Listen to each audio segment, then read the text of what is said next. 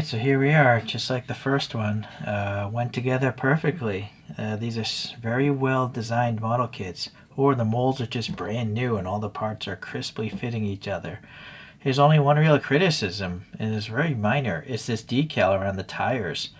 The diameter of the decal is just a little bit too small to sit on the edge of the tire. It overlaps onto the wheel. So if that was just a little bit bigger, it would be perfect. I suggest you actually cut it into two parts. Keep this CT part separate and it'll help it. But you can see it's actually overlapping here onto the wheel surface, whereas the most of this tire here is sitting on the rounded part of the tire. It's a really minor nitpick, of course, but that's it.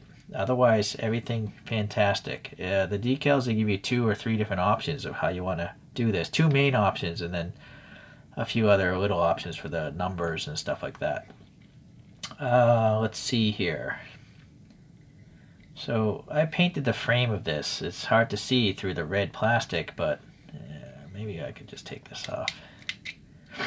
So also the decals are designed in a way that you can still take the thing apart. There's no glue necessary at all because the friction fits are so tight. Anyways, these parts, the inner frame was like this brownish color, which maybe you can see a little bit right there under that tire. So I painted it like a gunmetal color because I thought it would be more visible through the red body. And it probably is compared to brown, but I think you really want to paint it white or to make it really visible. But anyways, you can see here, yeah, you can polish these plastic parts up even further if you use the smooth foam side of a nail polish thing here. But I'm not going to bother. It's hard to get it on the inside surfaces.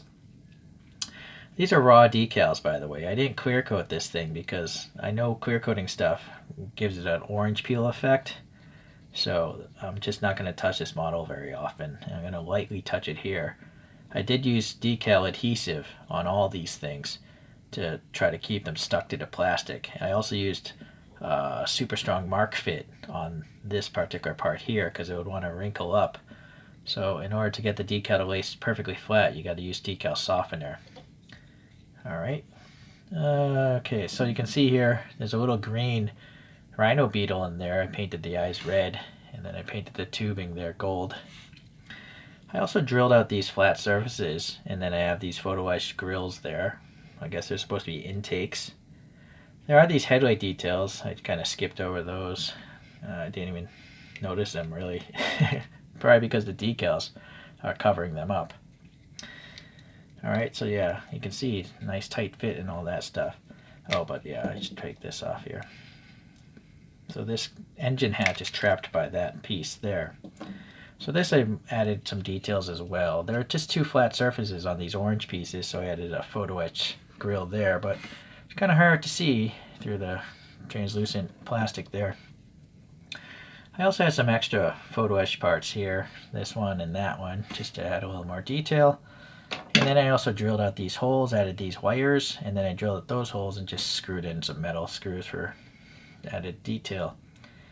Alright, so that's it there. I had some jewel beads inside the exhaust tips there. And I think that's pretty much it for the modifications. Let me put this back together. So yeah, you can see this back ledge goes under here, like so. And then there's another ledge up front that gets trapped by this piece here. Alright, so these front tire sets could spin on the red peg there, but it's very tight as far as the fit. The rear has no chance of spinning at all because it's molded into the frame. You might be able to see a little bit of the engine streaks in there, but yeah, even with the gunmetal metallic finish, it's kind of hard to see what's going on in there.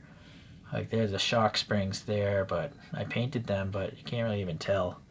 So the only part really worthwhile painting is this top engine piece. I guess that's it. Oh, well, the eyes. I like these eyes. You could, take them out and you have these white, solid, opaque pieces that can just spin in the post. And they gave you 4 decals for these, so 4 different sets of eyes. 5 eyes if you include the stock ones. The stock ones are domed. These are just kind of flat chamfered. But it's really hard to get something underneath that eye, so I'm not even going to bother. Maybe the third kit I build, I'll actually maybe use some of these. I think that's it, so let's compare it to a few other things. Yeah, nice details all around. Really great stuff. So on the first review, I compared to other tuned vehicles and realistic vehicles. Today I'm just going to compare to other animals. So here's the blue one, the Red Bull Racing one. I'm theorizing this is supposed to be like a Ferrari livery, right? So you can see, obviously all the colors, minus the tires. I actually painted those. They were black plastic, but I painted them anyways because I had to prime the inner frame parts anyhow. So I used black Vallejo primer. Okay, let's see. So what got me into all these crystal clear, transparent animals was this line. Boy, I forget who it is. So let's see if it's on the stickers. It doesn't say. This is obviously a crab. I know the designers might be Miz and Pig. I think it's called Orange Cat Industries Aquaculture. Yes. So you might want to search it on the channel. So this is a funky little fiddler crab. Unfortunately, it's really heavy in the front, so it wants to topple forward. And then they did this Boston lobster. But unfortunately, I think this peg broke off really easily. So these clear plastics are very brittle, by the way, so you don't want to really mess with them too much. It's supposed to rotate like this, but this one I had to glue in place because it broke. But you can see here, this is mostly transparent, really cool. These come in different colorways also. So all these you can get on AliExpress, by the way. And then the third one, or the last one of the other ones, is the mantis shrimp. So now this brand gives you stickers. They're extremely sticky stickers. You have like one chance to get it right. If you don't, you're going to destroy the sticker trying to reapply it. But they give you a lot, so it's good. And because these are stickers, really adhesive ones, I don't see a need to clear coat this, at least right now. I mean, I built these over a year ago, maybe 2 years ago, and none of the stickers are peeling up. But in 10 years, who knows? Maybe they'll be a disaster.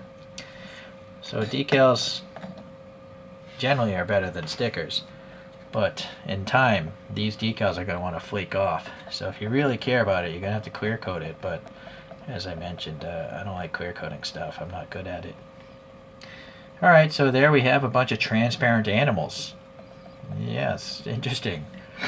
I think these are robotic animals, and these are racing insects. I've noticed online that this Lunchbox brand is working on two other animals. One is a pufferfish, and the other one is some sort of crab. But I think they're all supposed to be racing. Oh, and also there's a raccoon, which I've already ordered. So whenever that gets in, I'll post up later. It might even post up before this video. I don't do my videos in order. Alright, so let's get those out of here. I also ordered the Gulf livery of this rhino beetle, so that one might be a custom one as well. Alright, so if you like these weird, funky, clear animals, stay tuned. I'm going to continue collecting them. And let's hope that they do some other cool, small models of high quality like these. Thanks for watching. We'll see you the next time around.